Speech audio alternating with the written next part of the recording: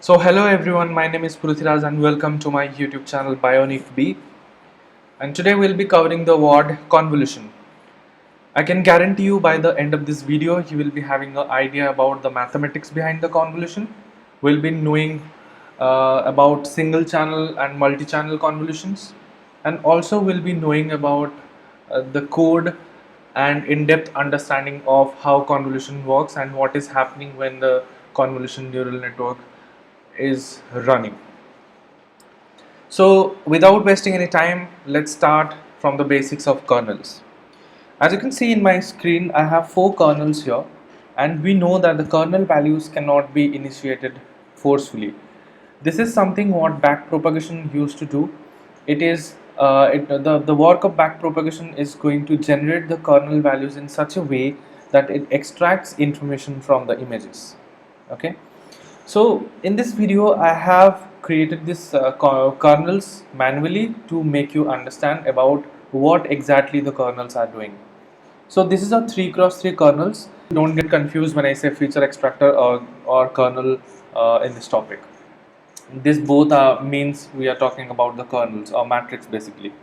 So in this kernel we can see 3 lines over here, basically 3 rows.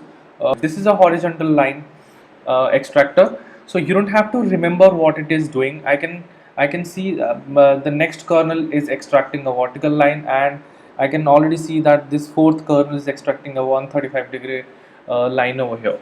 So what is happening when we are convoluting these kernels on top of any image? It is extracting features. When I say extracting features, in mathematical terms, you can say that it is giving more weights or it is giving more values to the features, which is helpful for understanding what the image is all about. For example, here I have applied a horizontal line extractor or a feature extractor which is extracting a horizontal line, and you can see clearly that the kernel or the feature extractor is extracting the horizontal lines here. So if you want to do this exercise by yourself with a different image by using different kernels, you can just watch my previous video. I have given the code to write this. Okay, so to understand this more, you can just imagine the palm as a kernel, and once you apply the kernel in this image, this basically in this pins, it is only getting those images, or it is multiplying or it is amplifying those pixel values or those pixel values in the image which is having information in it. And also in other term we can say that it is reducing those pixel values which is having not much information. That's why to increase the value we have those positive numbers, and to decrease the values we have those negative numbers. But we cannot say exactly that why these kernel values are generated differently in our backpropagation. That is what backpropagation generally handles. It generates features in such a way that it extracts information out of the image. So I think that much idea is enough about the kernel. In this image we are seeing a 4x4 image and a kernel of size 3x3. So the purple image is basically 4x4, which is 16 values inside it, and the dark purple or the black color here is basically a kernel of 3x3 size. So when we convolute a 3x3 kernel on top of a 4x4 image, the 3x3 part of the image is basically getting multiplied with the kernel, and those 9 values are summed up together and passed to the output channel, which is colored as green in this. Each 9 values, when we are convoluting, it's summing up, and this is creating a 4 pixels resolution image as an output image. Okay, so it means that whenever we convolute a 3x3 kernels once in an image, the image size reduce 2 pixels from x-axis and y-axis. In the similar line, when we convolute a 3x3 kernel on a 5x5 image over here, image size is going to reduce by 2 pixels, so the image is going to be 3x3, the output image what I'm talking about. But we need to make sure that we are using a padding of 0 and the stride is 1 by default. So we can say that when we convolute a 5x5 image with a 3x3 kernel, it is going to give us a output of 3 cross 3. Now this we can call it as a first layer. So we can technically say that the first layer is giving us an output of 3 cross 3 image, right? Now taking this output or this 3 cross 3 image, if we apply one more convolution on it with a 3 cross 3 kernel, it is giving us the output of 1 cross 1. We'll just apply the same math, reducing two kernels from each side, so it will become 1 cross 1. Now we can say that this convolution is having two layers, but the question here is, why do we need to add layers? So let's say we are doing a problem of detecting an object, or let's say we are detecting a face. So before detecting a face, we need to extract or detect some part of the face like eyes or nose or ears. But before extracting the part of the faces, we need to extract some patterns, like the pattern of an eyebrow or the pattern of the eyes. But before extracting the patterns, we need to extract some textures or gradients inside the image. And this is what we are exactly doing in the layers. So if we go from top to bottom, it is going to be in the initial layers we are extracting say edges and gradients. In the next few layers we are extracting textures and patterns. In the next few layers we are extracting part of the objects, and in the final layer we are extracting the object and we are deciding what this object is all about. So in general, when we convolute 3 cross 3 in the initial layers, it sees a receptive field of 3 cross 3 only. That is a local receptive field. So if you don't know the concept of receptive field, you can just go back to my video, the previous one, and you can just check the video and you will get to know what is it. So in the initial layers, a receptive value is so low. If you are not seeing the whole values, or if you are not seeing the complete receptive field, then we cannot see a whole part of the image. In each and every layer, we are increasing the receptive field by multiplying the kernel or by convoluting it, so that it can see the part of the objects in better way. Okay, but how it will see? That is where the convolution mathematics is coming to picture. Here you can see in the moving window we have 0, 1, 2, 2, 2, 0, 0, 1, 2, which is a kernel value. It's basically trying to extract some of the information. What it is doing is it is multiplying this value. So in the first layer itself, we are multiplying 0 with 3, then 1 with 3, then 2 with 2.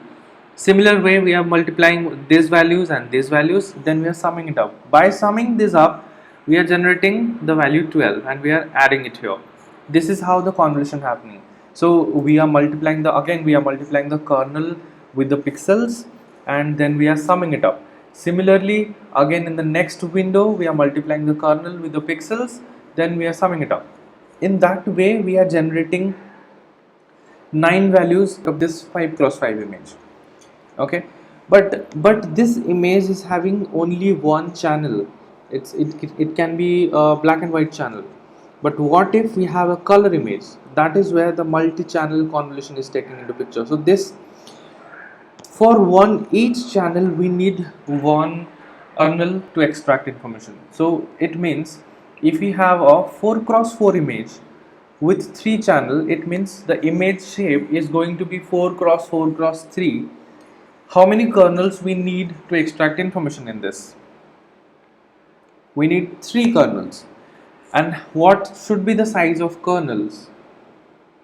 It can be any size. It can be 1 cross 1, it can be 3 cross 3, it can be 5 cross 5. Yes, it can be 4 cross 4 also, but is it necessary to use a 4 cross 4 kernel? That will cover in the later session of videos. So our image size is for now, let's say 5 cross 5 cross 3. It is a 3, where 3 is denoting the number of channels, and again we have the kernel of 3 cross 3 cross 3, where the last 3 defines the number of kernels inside it. Okay, and we need to make sure that if we have 10 channels in our image, then we need to have 10 kernels of any size you cannot, but we need 10 kernels to do the convolution. That is what we are doing in this image.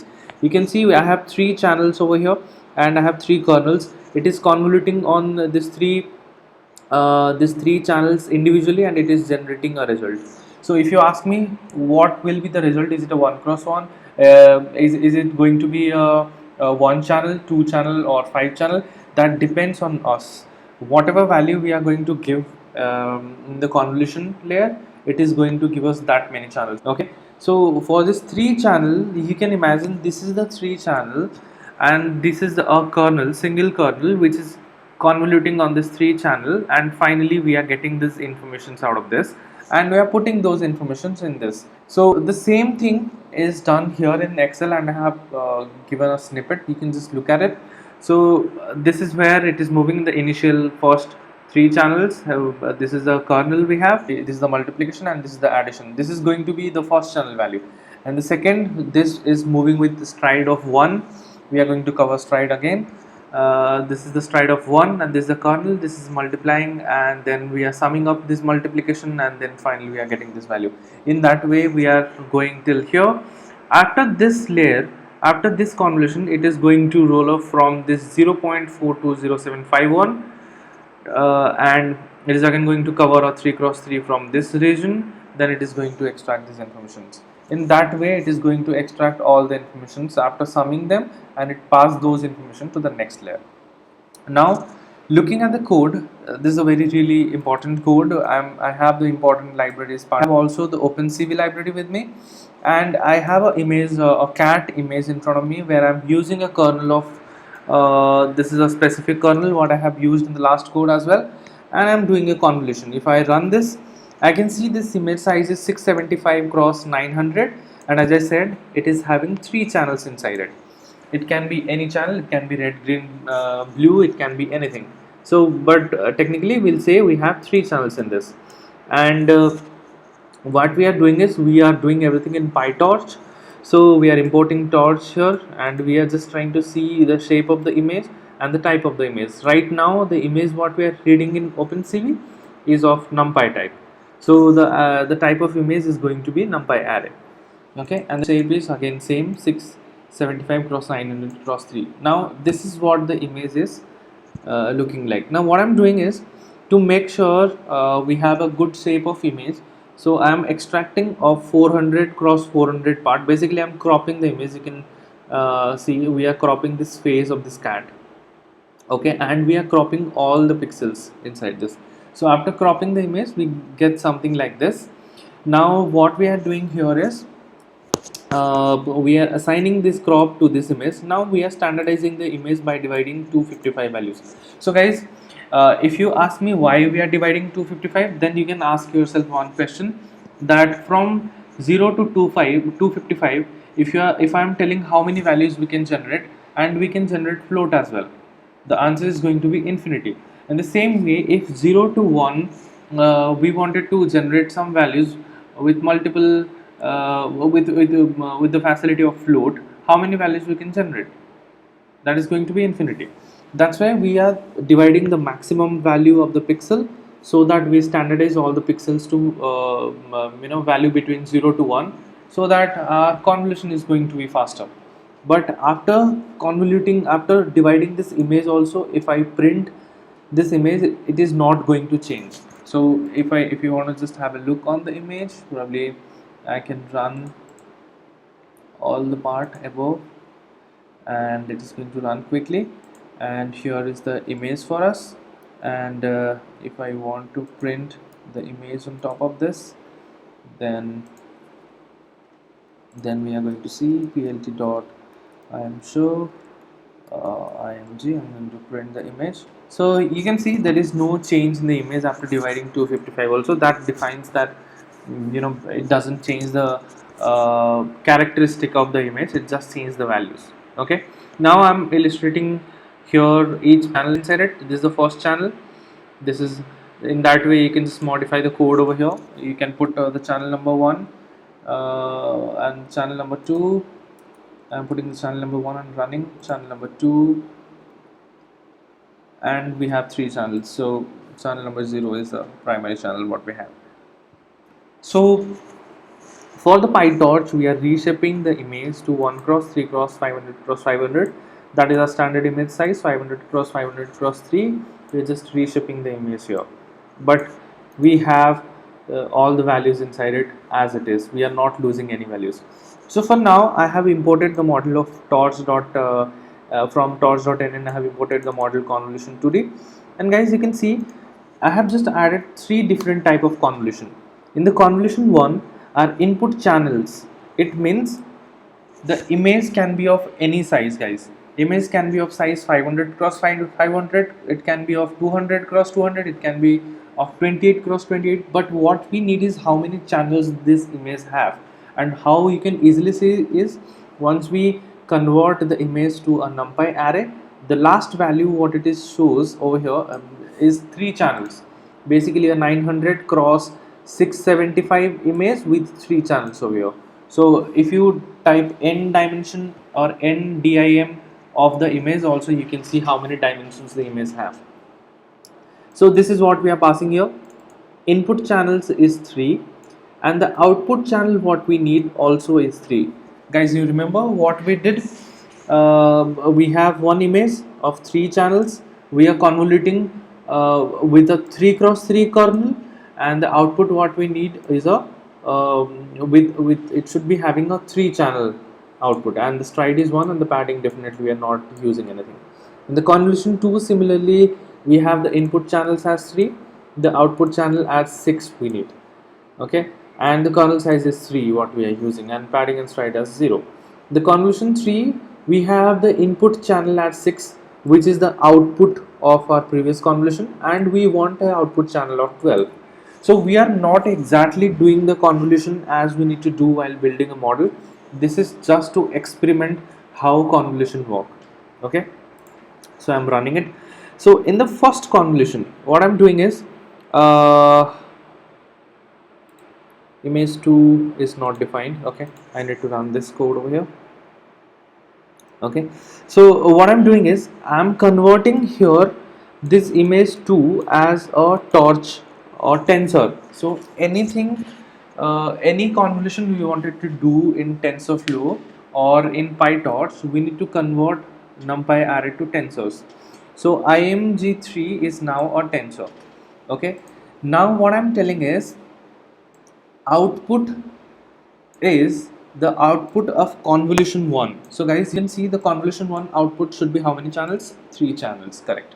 And the input of this should have 3 channels inside it. So when I say 3 channels, if I type img3 dot shape, it should have 3 channels. As you can see, it is having 3 channels inside it. One is just for the dimension purpose. Okay, so it is having 3 channels inside it. So our input channel satisfied, our output channel also satisfied, and we have selected that the kernel size is going to be 3. So the output shape, I am printing it here. You can see 3, and as we discussed, if we convolve a 3 cross 3 kernel on a 5 cross 5 image, the image is going to reduce by 2. Exactly same is happening here. So the 500 cross 500 image is convoluting on a 3 cross 3 kernel, and we are getting 498 cross 498 image, and the kernel size is going to be 3. Okay, and if you want to see what it is extracting, then I am just printing this value. So it is extracting 3 channels. I'm just printing one channel over here, and you can see, guys, here carefully, it is extracting some part of the eyes, and these are the feathers of a cat. It is extracting some informations, but we can be sure that why it is extracting these informations and why not some other information, because in this code we are not sending the error, like we are not back propagating anything. We are just applying a random kernel on top of our image. Okay, so now this is the second convolution. Again, we are sending the second convolution. Yeah, in this image you can just change the channel size, and you can see what all the channels are extracting. This is the second convolution, and you can notice here the second convolution is taking the input as the output of the first convolution, which is out. Okay, this is the first convolution output, out. So the second convolution is taking input as out. Now out should have, as a second convolution, out should have 3 channels. Is it having 3 channels? Yes, it is having. and this convolution 2 should return us 6 channels. So let's see if it is returning 6 channels or not. So convolution 2 output is going to be out 2, and if we look at the out 2 dot shape, it is returning 6 channel to us. And again, when we convolute a 3 cross 3 kernel on top of the image, it is reducing the image with 2 pixels, that is 496 cross 496. Before it was 498, now it become 496. So guys, I'm repeating this line again and again because this is really important to understand. Okay, so I'm just printing one of the pixel or one of the channel over here, and it is extracting some information you can see of the cat. You can just experiment with changing this channel value from this. You can just do the experiment in the code.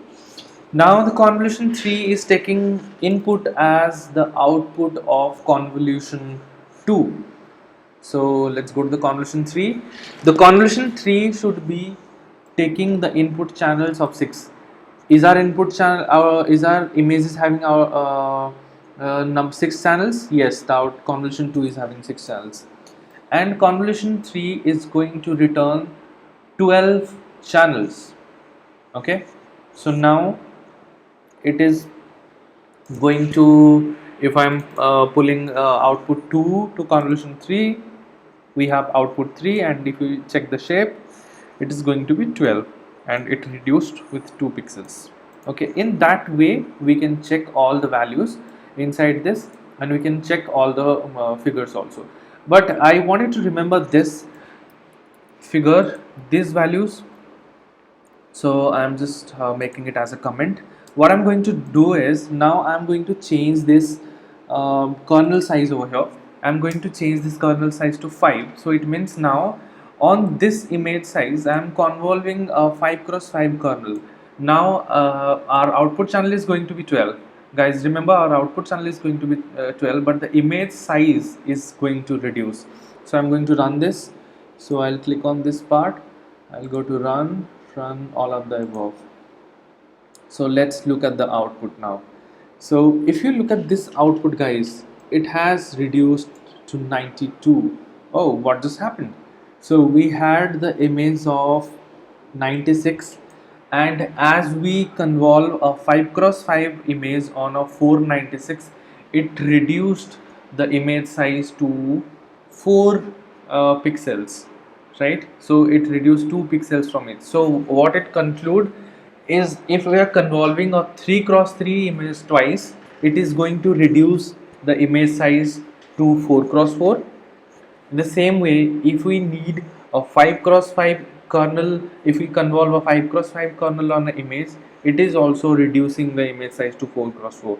Now the question to you, and I wanted to research it online, I wanted to find it online, that why we why can't we do a 3 cross 3 convolution twice? If we can do it, then why should we do? And if we can just replace it with a 5 cross 5 kernel, then why? This is going to be a good exercise for you guys. You are going to learn a lot of things in this. So guys, I think that's it for today's video. I hope you understand the convolution. If not, you can just put your questions in the comment box. I will definitely go and reply. And we'll be covering the other part of the videos in the next session. So till then, thank you so much. Subscribe to my channel, and please hit a like button if you really understood all part of the convolutions. Thank you so much, guys. Bye.